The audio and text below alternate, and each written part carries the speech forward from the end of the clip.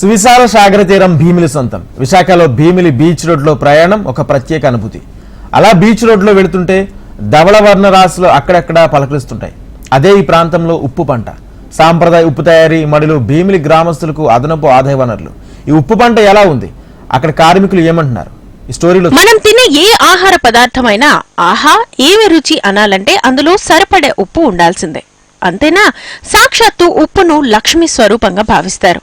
అంత ప్రాధాన్యత ఉన్న ఉప్పు పంటను సముద్రపు నీటి నుండి తయారు చేస్తారు. సంప్రదాయ రాళ్లుప్పు తయారీకి చాలా దశలుంటాయి. ముందుగా సముద్ర తీర ప్రాంతాలకు దగ్గరగా మడులు నిర్మిస్తారు.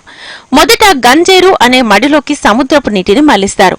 తర్వాత 5-6 రోజులకు ఏడమడి అనే రెండవ మడికి ఆ నీటిని తరలిస్తారు. తర్వాత పంట మడికి పంపుతారు. అప్పటికి నాణ్యమైన ఉప్పు తయారీ అవుతుంది. ఇదంతా 40 రోజుల పైబడి సమయం పడుతుంది. ఎకరా మడికి 1000 బస్తాల వరకు పండిస్తారు. 1 ఎకరానికి దాదాపు 20 మంది పనిచేస్తారు. ఒక మడికి 20 మందికి ఉపాధి అవకాశం ఉంది. ఇలా తయారు చేసిన ఉప్పును మొదటి విడతగా వంటల తయారీకి తరలిస్తారు. మిగిలిన రెండవ విడత ఉప్పు రొయ్యల చెరువులకు, సముద్ర ఉత్పత్తుల నిల్వ కేంద్రాలకు తీసుకెళ్తారు. అలా భీమిలి నుంచి తెలంగాణ, మహారాష్ట్ర ప్రాంతాలకు ఉప్పు సరఫరా అవుతుంది. మట్టి పనులు సాగులు చేసేవారు. ఇప్పుడు సాగులు పనులు ఇప్పుడు చేయలేదన్నమాట. ఇదంటే కొద్ది నీళ్లు తోడుకోవడం, కొద్దిగా చేసుకోవడం అలాగా. అప్పుడు పెట్టుబడి పెట్టేవారు సాగుగారులు. ఇప్పుడు పెట్టుబడి పెట్టినాక అవి లేదనమాట. అలా మా చాలా కష్టపడుకొని అలాగా దాన్ని అలా చేస్తాను. బస్తాలకి ఎవరు కొన్నానికి చేయడానికి వచ్చేవారు. ఇప్పుడు ఎవరు రాలేదు. దాంట్లో ఏంటంటే అలా చేసినప్పుడు అది ఇబ్బంది అలా ఉండిపోయింది అనమాట. వాటిని పడి పంట పోద్ది. ఇంకా ఉప్పు కూడా వేస్ట్ అయిపోయింది. పంటకి డబ్బులు ఎవరు మీరు సాయశక్తులు కష్టపడి అప్పు చేసుకుని దీని మీద మళ్ళీ అప్పులు తీసుకొని. ఒకప్పుడు విశాఖ తీర ప్రాంతం పరిధి మొత్తం ఇలా ఉప్పు మడులు కనపడేవి. కానీ ప్రస్తుతం ఉప్పు తయారీ కేంద్రాలు పెరగడంతో సంప్రదాయ ఉప్పు పంటకు ఆదరణ తగ్గిపోతోంది. దీంతో ఉప్పు మడులలో పనిచేసేవారు రోజు కూలీలుగా వెళ్లిపోతున్నారు.